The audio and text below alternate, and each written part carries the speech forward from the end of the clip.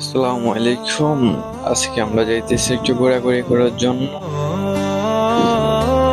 তো আমাদের এই আছে যে দুইজন নায়ক একসাথে আসতেছে, খুব ভালোই ছিল তাদের এন্ট্রিটা। এন্ড এটা হচ্ছে যে বাহিরের দৃশ্য। আমার কাছে সৌদি আরব রাত্রে ঘোরাঘুরিটা একটু পছন্দ বেশি, কারণ দৃশ্যটা খুব ভালো লাগে। না আছে রোদ, আর দিনে তো বের হওয়া যায় না রোদের জন্য, একটু রাত্রি বেটার। তো আজকে আমাদের মদিরে নিয়ে যাইতেছি, কোন জায়গায় জানি না, হয়তো কোন একটা হোটেলে, ভালো রেস্টুরেন্ট আর কি, যেটা আমাদের বাংলা ভাষায় হোটেল বলা হয়। যে সামনে একটা পার্ক আছে, আমরা পার্কে একটু রেস্ট করবো। অনেকগুলাই হাঁটা চলা করা হয়েছে, তো একটু হাঁপিয়ে গেছি, চিকন মানুষ তো আমরা সবাই। তো সামনের পার্কটা অনেক সুন্দর লাগে, কারণ নিচে গাছ আছে, সবই পারফেক্ট আর কি।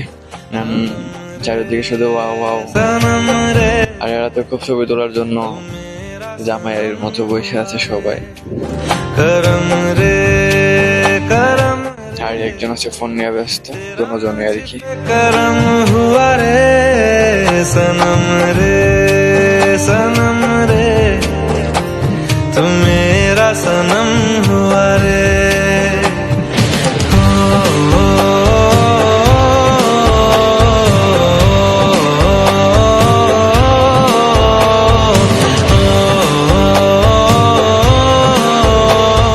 তো অবশেষে আমরা বাঙালি হোটেলে যাইতেছি বাঙালি খাবার জন্য। বাঙালি মানুষ, খাওয়া লাগবে তো বাঙালি, কারণ এছাড়া তো আমাদের পেট ভরে না। टूटे सारे भरम रे सनम रे। আমি নিয়েছি হালিম, আমার নিয়েছে জালমুড়ি, রিয়াদ ভাই নিয়েছে ভাত। সে বাঙালি মানুষ, খাস ভাত ছাড়া তার চলে না।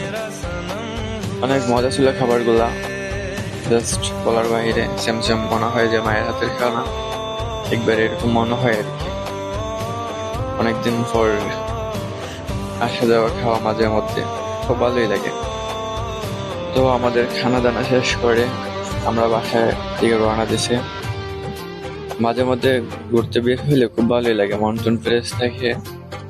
আসলে প্রবাসের মাঠে তো আর কেউ হয় না যে ফ্রেন্ড সার্কেল, আত্মীয় স্বজন এসে সবার সাথে মিশে সবসময় দেখা সাক্ষাৎ হয় না।